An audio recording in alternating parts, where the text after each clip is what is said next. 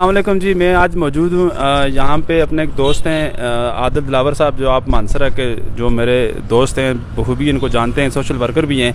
आज हम यहाँ इनके पास आए हैं। इन्होंने एक भाई नई एक बिज़नेस भी आप समझ लें इसको, और आप इसको शोगल भी समझ लें, अपने मसरूफियात ज़िंदगी भी समझ लें, और एक नई टेक्निक और नई सोच के साथ ये आए हैं। आज इनसे जानेंगे जी, इन्होंने नर्सरी का काम शुरू किया है। यहाँ पे पौधे इनका शौक़ भी है और साथ आप लोगों के लिए बिज़नेस का आइडिया भी है। तो इनसे जानेंगे कि ये नर्सरी का आइडिया इनके जहन में कैसे आया और ये क्या करना चाहते हैं आगे। अस्सलाम वालेकुम जी। वालेकुम अस्सलाम जी। आदिल भाई, क्या हाल है आपके? शुक्र अल्लाह। ये आपकी माशाल्लाह, आपने नर्सरी बनाने का ख्याल कैसे आपको आ गया जी? ये पौधों का शौक़ के लिए बनाए हैं या आपने बिज़नेस करने के लिए बनाए हैं ये पौधे? बिस्मिल्लाहिर्रहमानिर्रहीम। दरअसल में ये मेरा ये समझ लें शुरू का शौक़ है, गार्डनिंग जी। बाग में या किसी भी जगह में करता रहता था, काफ़ी प्लांटेशन, बहुत ज़्यादा। मतलब ये एक समझ लें ऑक्सीजन पॉइंट है मेरे लिए ना, कोई भी पौधा। तो मैं इस लिहाज से काफ़ी लोगों को मोटिवेट भी करते रहे हैं, ख़ुद भी कोशिश करते रहे हैं कि आबो हवा में तब्दीली आती है, क्योंकि मतलब जितने एक तो होते हैं कुछ पौधे ऐसे हैं सदाबहार जो हैं, उनसे हवा में काफ़ी आबो हवा में काफ़ी तब्दीली है। दूसरा मतलब आपने शौक की वजह से ये काम, मतलब आपने ये शुरू किया पौधों का और कारोबार मैंने इसलिए ये सोच के शुरू किया है क्योंकि ऑलरेडी मेरा शौक था, और लोगों को एक तो ये एक वेलफेयर, मैंने वेलफेयर समझ के किया है ना, कि लोगों को अच्छे पौधे मिल सकें, फलदार जो अच्छे दरख्त हैं। कोशिश है कि आगे इस पर रिसर्च करेंगे, छोटे पौधों पे आपको फल मिलेगा इंशाल्लाह जी। तो आप मतलब कहना चाहते हैं कि ये पौधे लगाना एक शौक भी है, और साथ साथ इस शौक के साथ साथ आप इसको बिजनेस के समझ के भी कर सकते हैं, और आप वेलफेयर का काम भी कर सकते हैं। पौधे लगाना एक वेलफेयर का काम है, क्योंकि आपको ज़िंदगी को मतलब ऑक्सीजन प्रोवाइड करते हैं। तो माशाल्लाह ये फूल भी हैं। और आप क्या कहना चाहते हैं, आप अपने नाजरीन को क्या बताना चाहते हैं कि कौन कौन से पौधे, मानसरा में स्पेशली हम लोग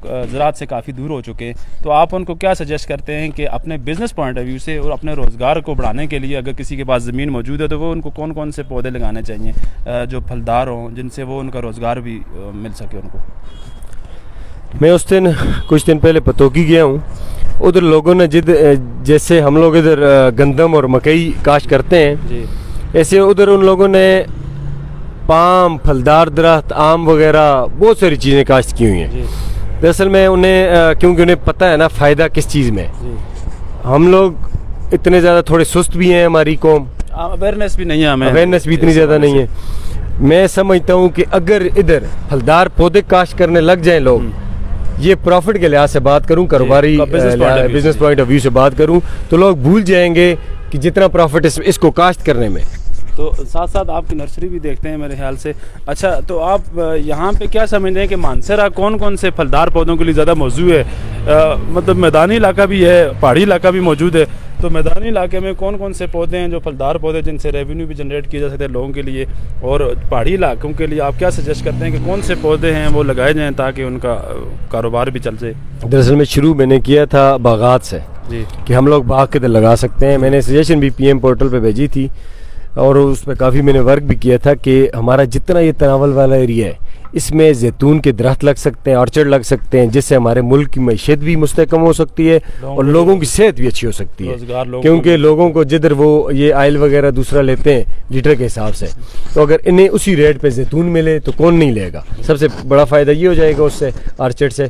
और मतलब एक एरिया हमारा तनावल वाला एरिया है, वो जैतून के हवाले से आइडियल इलाका है हमारा। फिर इस तरफ चले जाएँ आप कागान वैली की तरफ, ठीक है, कागान जबोड़ी वाली साइड, ये जितना बैक वाला एरिया, इधर अखरोट के लिए आइडियल ठंडा इलाका है, जो थोड़ा ठंडा इलाका है, जिसके करीब करीब बर्फ है जी, वो अखरोट के लिए आइडियल इलाका है। बादाम और अखरोट की इतनी बड़ी इंडस्ट्री है कि हमें तो इतना क्योंकि लगे हुए मिल जाते हैं। लोगों को अवेयरनेस नहीं है, लोगों में शऊर नहीं है, और साथ साथ उनको इन्फॉर्मेशन भी नहीं है। एग्रीकल्चर के हवाले से हम बहुत पीछे हैं। हमारा जो एक इदारा है एग्रीकल्चर का, वो लोगों में अवेयरनेस नहीं दे रहा, उनको इन्फॉर्मेशन नहीं दे रहा कि उससे कितना बेनिफिट हम ले सकते हैं। तो माशाल्लाह आपने ये तो एक बहुत बड़ा एक्टिविटी आपने स्टार्ट की है, अजर का काम भी कर रहे हैं, लोगों को साथ अवेयरनेस भी दे रहे हैं कि आप इन पौधों से आप अपना रोजगार भी स्टार्ट कर सकते हैं, आपका रोजगार का जरिए भी बन सकते हैं। बिल्कुल, लोगों के लिए भी बहुत फ़ायदा है और हमारे मुल्क के लिए बहुत बड़ा फ़ायदा है। बहुत बड़ी इंडस्ट्री है ये। जितने आपको पहाड़ नज़र आ रहे हैं, इस पे लोग ज़्यादातर बंजर पड़े हुए हैं और लगा रहे भी हैं, तो चीड़ और देहार के दरख्त वगैरह लगा रहे हैं, उनसे भी अच्छा होता है, काफ़ी सारा मोल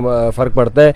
लेकिन जो जितनी भी लोगों के पास, हमारे पास अपनी ज़मीनें कितनी फालतू पड़ी हुई थी जिन पे कुछ चीज़ काश्त नहीं हुई थी, अखरोट लगाने का सबसे बड़ा फ़ायदा मैं कहता हूँ 100 कनाल पे जो बंदा 100 कनाल पे क्यों गांव में तो ज़्यादा रकबे पड़े होते हैं लोगों के पास, 100 कनाल पे जो बंदा काश्त कर ले, ये अखरोट लगा ले, बाग लगा ले इसका, तो उसे कोई और काम करने की जरूरत नहीं, इतनी बड़ी इंडस्ट्री है। आप थोड़ा तो लोगों को ये आइडिया दें कि पौधों के हिसाब से अगर कैलकुलेशन करें, मैं कहता हूँ मैं 100 पौधा लगा रहा हूँ, 1000 पौधा लगा लूँ, तो उससे मतलब कितना रेवेन्यू चले।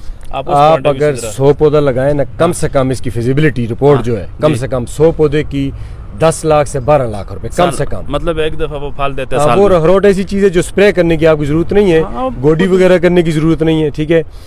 वो उसका फल ऐसा है कि जो आप 1 साल तक भी स्टोर कर सकते हैं, खराब नहीं होगा। अच्छा, आप हमारे जो मानसरा का एरिया है, जो पहाड़ी इलाका है, यहाँ पे अखरोट तो वैसे लगे हुए हैं, किसी ने लगाए तो नहीं है, नहीं किए, वैसे उग गए।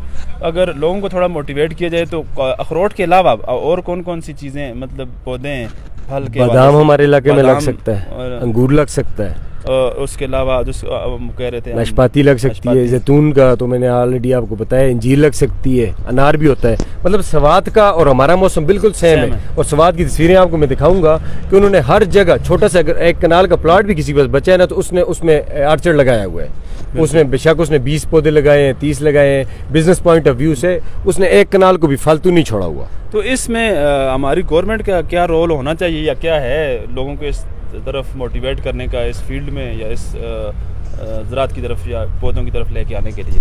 गवर्नमेंट ने एक प्रोग्राम शुरू किया है कामयाब जवान के नाम से, तो उसमें काफ़ी लोगों को कर्जा भी मिल रहे हैं, जवानों को, नौजवान लोगों को, जितने मतलब जो फ्री हुए बेरोजगार हैं जितने भी है, तो उन्होंने ये भी किया है कि फंड भी देना किए हुए, कुछ कर्जा भी दिए हुए उनके लिए, मतलब काफ़ी बड़ा उन्होंने प्रोग्राम किए हुए है।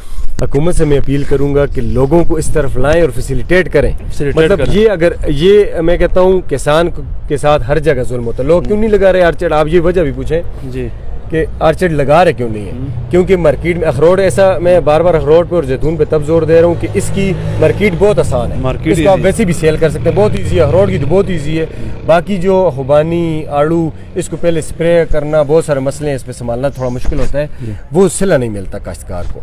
असल कौन कमा जाता है या उनका हक कौन खाता है? आड़ती जो होते हैं, जो मंडी में बैठे हुए आड़ती हैं।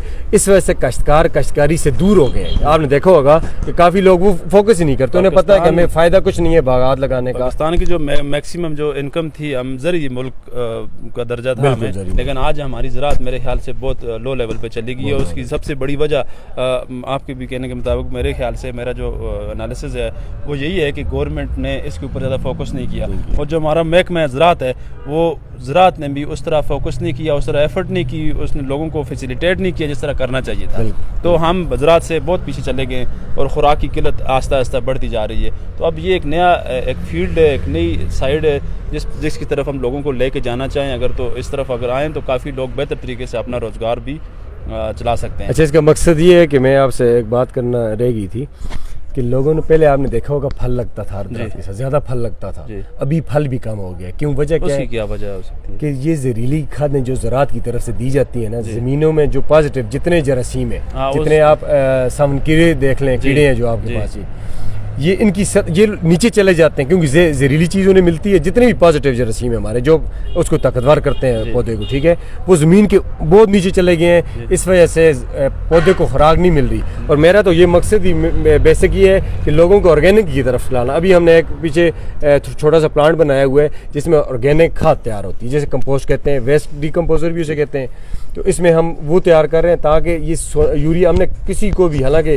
पतोगी से जो सामान हमने लाया है काफ़ी सारे पौधे, उन लोगों ने खाद दी हुई है, ठीक है, और हम उसे ऑर्गेनिक दे रहे हैं ताकि आगे भी जिस घर में मतलब जो खाद जो बनती है, जो केमिकल से जो फैक्ट्री की खाद है, वो कम यूज़ किया करें, ज़्यादा आप ऑर्गेनिक कम यूज़ और ना करें, बिल्कुल, तो बहुत अच्छी बात है। वेस्ट डिकम्पोजर के 3-4 फार्मूले हैं, वो इंडिया से जैसे आए, क्योंकि ज़राअत उधर ज़्यादा भी, पाकिस्तान में भी हमारे। अभी फाइनली मैं आपसे आखिरी क्वेश्चन करूँगा, क्योंकि तो आप अगर लोग आपको कांटेक्ट करना चाहें, आपसे पौधे लेना चाहें, तो आपके पास कौन कौन से पौधे इस टाइम अवेलेबल हैं? जो फलदार पौधों की बात करें तो कौन कौन से अवेलेबल हैं, ताकि लोग आपको अप्रोच करें, और आप अपना जगह का एड्रेस भी बता दें उनको। फलदार में हमारे पास पूरी सिट्रस की वैरायटी भी है हमारे पास, लेमन है, शकरी माल्टा जिसे कहते हैं वो है, रेड ब्लड है, मौसमी है, चकोतरा भी है जिसे आप गिल कहते हैं।